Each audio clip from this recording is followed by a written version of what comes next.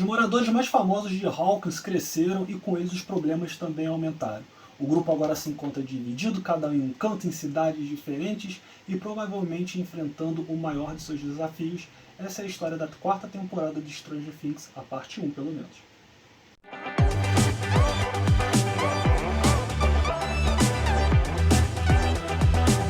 Fala, Nintendo no meu coração, já se inscreveu no nosso canal? Se inscreve, deixa aqui o seu joinha, o seu curtir. E comenta aqui quando já assistiu, não assistiu, o que você gostou, não gostou. Cuidado com o spoiler, né? A gente vai tentar falar aqui, pelo menos a maior parte, deixar um finalzinho como spoiler, alguma coisa que a gente queira falar, né? Mas cuidado com spoiler para não frustrar a galera que não gosta de spoiler. Afinal de contas, aqui é um canal que geralmente não tem spoiler. Democrático, inclusive. E não deixe de se inscrever aqui também no canal, se é a primeira vez que você está vindo, né? Muito melhor do que a terceira temporada, né? É difícil dizer que, sabe, porque todas elas são boas. Eu, particularmente, não deixei de gostar de nenhuma. Mas a terceira deu uma quedinha. Se você parar pra pensar na primeira, na segunda, terceira e quarta temporada, a terceira foi a mais fraca e a quarta... Não acho não. Não acha não? Não acho não, pra mim não. Eu achei que a quarta, ela mantém o interesse, que eu acho que é muito difícil. Primeiro, isso eu posso dizer assim. É difícil você conseguir manter uma qualidade e manter o telespectador de um produto que já vinha surpreendendo, trazendo coisas novas e ao mesmo tempo... Questionado. Exatamente. Ao mesmo tempo fincado no passado. Porque tudo se passa na década de 80 e mexe com as questões da memória da gente. E o tempo todo a série, desde a sua primeira temporada, sempre brinca com uns easter eggzinhos, com algumas referências à década de 80, que é muito legal para quem de alguma forma viveu nessa época, sentir-se representado lá na telinha. E, ao mesmo tempo, você evoluir a história. Nesse ponto, a história, ela não está numa linha, ela vem evoluindo, né? E, sem dúvida, eles estão maiores, inclusive em alguns momentos, acho que eu posso até falar isso, que a gente vê eles crescidos, eles pequenos, como é que tá diferente. Dentro da história, a gente tem a Eleva, de alguma maneira, tentando recuperar os poderes que ela perdeu no final da última temporada, isso a gente pode falar, né? E nesse processo ela acaba lembrando de passagens do passado dela, quando conheceu os garotos e antes também de conhecer os garotos. Né? E esse é um ramo da história. O outro ramo, nós temos o Hopper que está preso lá na Alaska. Na verdade, essa vez você tem arcos muito bem delimitados e que dificilmente, até o presente momento, não interagem, embora eles podem ter repercussões. Eu espero, né? Porque tem uma galera ali que, se não tiver repercussão depois, não faz sentido estar ali. Então você tem o arco do Hope, arco da Eleven, arco do pessoal que está em Hawkins e o arco da Califórnia. Então você tem 4 arcos, basicamente, na história.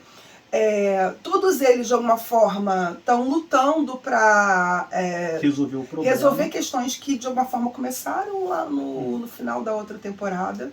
E outros que são efeitos que estão sendo vistos muito mais agora, mas que tem uma ligação lá com o que aconteceu nas outras temporadas. Agora, além da nostalgia que a série invoca da década de 80, né? Então, por exemplo, essa série, os próprios criadores, né, falaram isso assim, essa temporada, pelo menos, eles falam da série como um todo, mas essa temporada especificamente, ela bebe muito na fonte de A Hora do Pesadelo. Então, se você gosta de A Hora do Pesadelo, ou você vai adorar essa temporada, ou você vai detestar essa temporada, porque ele trabalha com muitos elementos desses filmes. Eu, por exemplo, não acho o Fred Krueger o melhor dos personagens de terror, né? Um filme de terror que, meu Deus do céu, mas eu, pelo menos, gostei muito dessa temporada, mas a série vai brincar também com uma nostalgia dela mesma. Então, a série já está no ritmo de despedida, né? A gente teve o lançamento da primeira parte da quarta temporada, vai ter a segunda parte e a quinta temporada, teoricamente, a última. Então, ela já está rumando mesmo para os fechamentos. Pro fechamento, então ela já está se permitindo evocar lembranças e saudosismos de quem acompanha a história desde o início da primeira temporada. Então a gente vai ver personagens da primeira temporada que a situação aparentemente já estava resolvida, nós vamos ver lembranças, né, e como isso afetou os personagens que continuam vivos de uma maneira que eu, pelo menos, não esperava. É quase como um fechamento de arcos do passado, né? Ou, de alguma forma, homenagens a alguns personagens, alguns não são necessariamente fechamentos, mas são tipo homenagens, menções a personagens que apareceram em outras temporadas e que depois, por algum motivo qualquer, não estão mais na série. E isso é bem legal. E que realmente dá esse ritmo de está na hora de partir, né? Vem aqui me despedir e dizer. Viu essa música? Não, essa música é não, velha não. pra caramba. De repente tu tá deixando aí algumas informações. A música que eu tava criança na escola. É. E aí, o que eu acho que é importante a gente falar sobre a série é que, assim, eu acho que o ritmo dela tá muito legal. Sim. Ela tá num ritmo frenético bom, né? em todos. Eu sei que tem um arco ou outro que em alguns momentos dá um pouquinho, quase uma barriga. Os episódios estão mais longos, o que pra mim não me incomoda nem um pouco. Eu gosto de episódios longos, porque aí você tem mais tempo pra trabalhar, elaborar as questões de cada personagem. Algumas pessoas estão criticando o fato de novos personagens terem aparecido, mas eu acho que é preciso. Eles, de alguma forma, seguram, porque são arcos diferentes. Se você não tivesse, talvez, tantos arcos acontecendo, histórias paralelas, você talvez não precisasse se calcar tanto com a necessidade de um elenco de apoio em cada arco. Vou te dizer, dos personagens novos que apareceram, só um ali mesmo era desnecessário, dispensável, que eles queriam pra história. Uhum. Aí você pode falar assim, Luiz Otávio, mas qualquer personagem você pode... Sim, mas dentro da proposta só tem um personagem que realmente tu vê que ele entrou ali pra ser pelo menos da parte 1 até agora, um alívio cômico, uma brincadeira por uma outra perspectiva, umas piadas por um outro ângulo que eles não quiseram fazer com as crianças, até porque eles sabiam que poderia ser muito polêmico você colocar o Dustin, por exemplo, como um maconheiro. Né? Agora, a série também traz ali em dado momento, até nesse arco que eu acho que precisa ser mais importante no que vem na segunda parte, uma referência clara a Clube dos Cinco. Ali só faltou tocar a música quando aparece e é uma pontinha, é um personagem que aparece ali só pra dizer que tem mesmo, é pela piada e pela referência, a não ser que ela cresça muito na próxima parte. Então a série vai trazendo esses elementos, né, antigos, e isso fica também estabelecido dentro do próprio vilão, que eles sempre trazem, né, eles sempre colocam o nome do vilão, referência ao jogo de RPG Dungeons and Dragons, que é o Vecna, que dentro do RPG é um dos principais vilões que tem, um dos principais monstros que tem, e o que tudo dá a entender até o momento, eles estão enfrentando realmente o grande vilão do mundo invertido. Não dá para saber se vai ter ainda algum outro vilão por trás dele, mas nos parece até o momento que é o grande vilãozão. E que faz muito sentido que ele seja mais contido, da mesma maneira que ele é mais poderoso do que eles enfrentaram até aqui, ele também é algo menor. O poder dele é muito mais no campo da fantasia, e do próprio mundo invertido. Do mundo invertido, do que no nosso mundo real. Porque na terceira temporada já era um monstro gigantesco, né, que se eles fossem continuar nessa história de crescer, de tamanho propriamente dito, eles têm que fazer o quê? Né? Outra coisa que eu gostei também nessa temporada é que eles voltam a dar a importância, né, que o Demogorgon tem. Na primeira temporada ele é o grande vilão, é o grande monstro. Na segunda isso aumenta, mas com a quantidade de Demogorgons. Está passando um carro do som aí, desculpa se vazar. E na terceira temporada o Demogorgon é nada, praticamente. Né? E na quarta temporada, dentro de um dos arcos que tem, do arco do Hopper mais especificamente, a gente pode até falar isso também por causa do final da terceira temporada, eles voltam a estabelecer o perigo que é o Demogorgon, e você volta a ficar receoso, você volta a ficar preocupado com o que vai acontecer ali. Uma coisa que eu concordo muito que o PH comentou é que assim, o terror não está presente na série, até porque o terror não é o objetivo em si, mas o drama, o suspense, a aflição, né, o mistério do que vai acontecer. Eu acho que os elementos de terror estão ali. Talvez não seja um terror que a gente já está acostumado a assistir, que não causa mais medo. Né? Mas eu acho que o terror, os elementos de terror estão ali presentes. A ideia do suspense, do escuro, do ser que pode destruir a sua vida, enfim, as questões traumáticas que cada um tem. Eu acho que os elementos do terror estão ali. Agora, a gente pode até se questionar por que a gente não sente mais medo dessas coisas, entende? Estamos ficando velho, Não sei se a gente tá ficando velho, a gente tá ficando insensível, até pelo excesso de... A gente vai vendo tanto, que talvez a gente esteja mais insensível a essas questões. Mas que o elemento de terror tá ali, tá ali. É claramente uma série que vai fazer alusão e vai beber nas fontes do terror. Da mesma forma que Doutor Estranho foi beber na fonte do terror, aqui também. Só que é um tipo de terror que ele escolhe, e aí nesse ponto ele também tá um pouquinho mais violento, que é o Hora do Pesadelo, que também tem toques de slasher, né? Sim. O próprio visual do Vecna, ele faz alguma referência distante ao Fred Krueger, principalmente a mão do Vecna, eu acho que... tem referências ali. Relembra, de um outro modo, totalmente diferente, mas que na hora você olha, você tem uma certa lembrança da Hora do Pesadelo. E acho que a temporada tá redondinha, tá muito legal e que cria uma grande expectativa para a quinta temporada, né? Quer dizer, a parte 2 e para a quinta temporada. Afinal de contas, o que mais eles vão trazer pra gente para alimentar as nossas expectativas e alimentar os seguidores e fãs da série. Mas eu acho que a quarta temporada, a primeira parte, cumpriu muito bem esse papel, que pra mim foi um sucesso. Tem até a participação do ator do Fred Krueger, o Robert Englund. Ele faz uma participação, mas eu não vou dizer no que. Você vai precisar assistir a série para saber, mas é uma participação importante. Pequena, mas importante. O seguinte, meu querido, se você não se inscreveu ainda, não deixa de se inscrever, clica no sininho para receber as notificações, que tem coisa boa vindo essa semana aí, clica aqui se você não curtiu o vídeo ainda. Se você não assistiu e não quer saber de spoiler, um beijo no seu coração, até a próxima. Mas se você quer continuar, fique sabendo que agora vai ter o que, Ana Cláudia? Spoiler!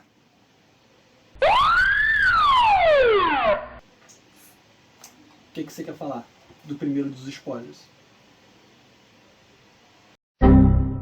Eu acho que um dos grandes mistérios que a gente pode resolver já... Eu acho que a gente pode falar sobre a questão dos flashbacks da Eleven também, né? Que eu acho que é o ponto que a gente não tinha tanta informação, eram flashbacks bem cortados, eram flashes mesmo. Agora você tem cenas inteiras sobre a vida da Eleven lá naquele lugar lá, aquele laboratório maluco. Laboratório de Hawkins. E o que estava sendo feito com ela, e feito com aquelas crianças, e as experiências, e muito... Isso está sendo um pouco mais detalhado pra gente assistir. E principalmente da perspectiva dela, né? Sobre o que aconteceu e sobre os traumas que ela... Pelo menos um dos traumas, que ela deve ter vários lá, um dos traumas mais impactantes que ela sofreu lá, que é a morte de todos os irmãos, né? Lá do laboratório, todas as crianças que eram objetos da pesquisa no laboratório. E a gente descobre também que foi a Eleven que criou o primeiro portal. A gente não fica sabendo ainda, provavelmente não, que foi ela que criou o mundo invertido, mas foi ela que de alguma maneira abriu o primeiro portal e mandou lá o primeiro experimento. E isso estava meio óbvio que aquele personagem era o 01. E depois fica meio explícito também que ele vai acabar sendo o vilão ou uma relação e antes ela abriu o portal, já fez ela vai abrir um portal. E que isso? Eu falei, vai abrir o portal. Eu falei, do nada? Do nada. Do nada. E ela abriu do poder mesmo. Dela. Sim, mas isso precisa ser melhor explicado. Inclusive, eu espero que explique na parte 2 melhor. Outra coisa que eu achei muito bacana também é que eles finalmente trabalharam uma coisa que a gente tem até hoje, mas na década de 80 e 90 era até mais, que era o grande medo que as pessoas tinham dos grupos de RPG, porque eles eram cultos satânicos que se encontravam para ficar fantasiando mortes e delírios, e eles usam isso como mote para a perseguição de um personagem novo, que é o Ed, né, que acaba presenciando a morte super esdrúxula, super pesada dos personagens, se quebrando todos, que é o chefe, né, o líder de um grupo de RPG, e começa a dizer que aquilo é uma seita satânica. Eu achei que eu não fosse gostar do Ed, eu achei que eu não fosse gostar da personalidade, mas você acaba gostando dele. Ele vai se desenvolvendo ao longo da história, vai criando uma ligação com você. Não gosto dele como eu gosto dos outros, claro, mas a gente acaba tendo uma afeiçãozinha por ele, vai se desenvolvendo uma afeição por ele. Não sei se ele vai continuar dentro da história a partir da parte 4 e da última. Era a parte 2 e do final da quinta, né? Vai. Mas ele aparece bastante, ele tem um ponto bem importante na história. É lógico que ele é um link, né, dentro da história de Hawkins, que todo mundo tá querendo pegar ele, então ele vai ser responsável por uma grande parte da ação, né, da busca, da perseguição, da fuga, da reunião de todos eles para tentar ajudar esse amigo que eles têm certeza que não fez nada de errado. Enfim, e acabam se envolvendo num monte de problema. Porque, na verdade, apesar de tudo que eles já passaram, apesar de todo o risco que a cidade já passou, só eles sabem realmente o que aconteceu. E, ao mesmo tempo, os 4 arcos, eles se desenvolvem de formas distantes, ninguém sabe o que está acontecendo com o outro. A mãe que está lá na União Soviética não está sabendo o que está acontecendo. Lá na União Soviética não sabe o que está acontecendo. O pessoal da Califórnia não sabe o que direito está acontecendo em Hawkins. O pessoal do Hawkins não sabe onde está o pessoal da Califórnia, nem sabe onde está a Eleva. E não sabe onde está a mãe do outro, e Eleva também não sabe de nada do que está acontecendo. São arcos... que, por um lado, é muito bom. Completamente separados. Mas que vai exigir cuidado na hora de trabalhar essa união. Tá certo que, por exemplo, o pessoal da Alasca vão pegar um avião de volta e vão chegar, o couro vai estar comendo. A Eleva no laboratório, a própria equipe do laboratório já vai levar lá para Hawkins, e o pessoal que está lá na Kombi, na van da pizzaria, de alguma maneira vão chegar lá também. Eu só espero que isso seja bem trabalhado para que não seja uma mera coincidência de todo mundo chegando ao mesmo tempo. Né? A gente precisa ressaltar que a Max tem um papel muito importante nessa temporada, né? Assim, um papel fundamental.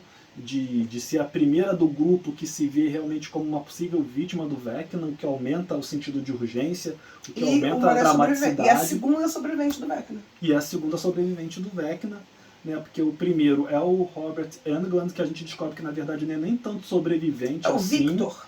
É o Victor Creed, que é acusado de ter matado a família, quando na verdade, esse sim é o grande plot twist, quando na verdade era o filho dele que estava matando os animais e matou a própria família, e é o 01 lá. E isso sim foi um grande plot, assim, isso eu não vi vendo. Isso eu não vi vindo, desculpa. Mas eu acho que vai precisar trabalhar ali melhor alguns detalhezinhos, e voltando não era isso que eu ia falar dos detalhezinhos, não. Era da Max, que realmente ela rouba a cena. E por outro lado, a Nancy, que parecia ser uma personagem que estava ficando meio deslocada, uma personagem que estava ali muito esquecida. É repórter, que então ela está ali trabalhando, está no grupo porque ela é responsável, é inteligente, é esperta. Você descobre que na verdade ela começa a se envolver num triângulo amoroso entre o ex-namorado e o atual namorado. E a gente descobre que ela ainda guarda o ressentimento da morte da amiga dela lá na primeira temporada, enquanto ela está perdendo a virgindade. O que é muito bacana de trazer, porque de certa maneira traz de volta a personagem que se foi questionado se ela tinha sido deixada de lado ou não pelos produtores, né? Eles tentaram consertar isso lá na segunda ou terceira temporada, mas é legal mostrar que a Nancy não esqueceu da amiga, é o que parece em dado momento que ela passou, beleza, ela ainda sente um resquício de mágoa e de culpa pelo que aconteceu com a amiga. E traz um elemento de terror, que é a punição ao sexo. Sim. Embora ela não fosse quem estava fazendo sexo, ela se sente culpada porque não pôde ajudar a amiga, porque estava tipo distraída, né? Sim. Então a amiga que morreu, não fez sexo. Sim, mas a pessoa... Mas aí, de uma forma, é algum tipo de punição. Sim, não é a morte, mas é a culpa que ela carrega. Não, os elementos, quando eu falei isso na parte sem spoiler, né, do que tá com menos terror, os elementos de terror estão lá, mas o exemplo que você deu do Doutor Estranho é muito bom, assim. Os elementos de terror estão lá, você se assusta, você fica receoso, mas não é a sensação da gente assistindo um Strangers from Hell, por exemplo, que a gente sempre indica aqui, inclusive. Entendeu? Não se torna uma série de terror. É uma série que tem componentes de terror.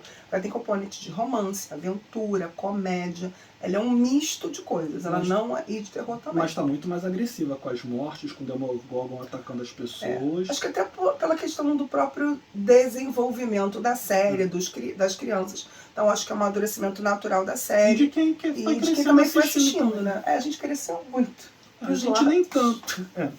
A gente nem tanto, mas muita gente mais nova foi crescendo com eu não sei se isso é uma série que apela muito pro público jovem. Mas tem um crescimento aí da galera. Não sei.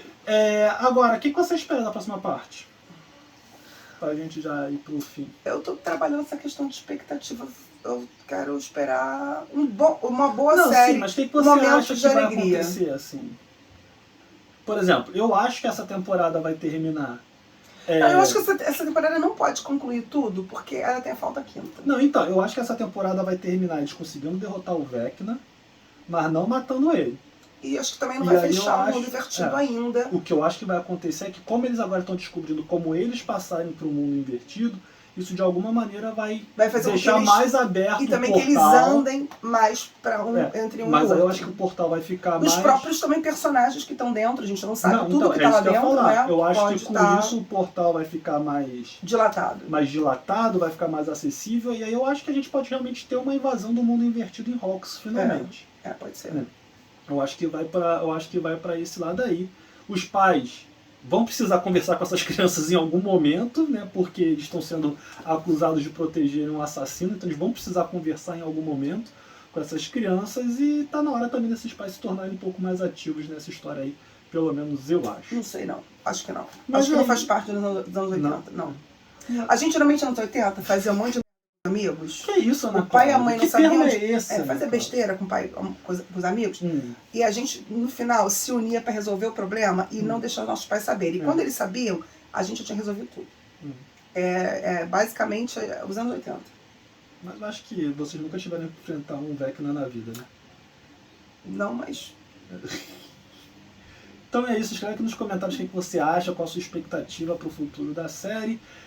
Se inscreve, né, no canal. Quinta-feira, se tudo der certo, tem Falando Nisso com Marquinhos Marino, diretor-geral do Carnaval da Mocidade. E de repente chega uma outra live aí sobre Stranger Things que a galera tá pedindo no Twitter pra gente fazer. Valeu, até a próxima.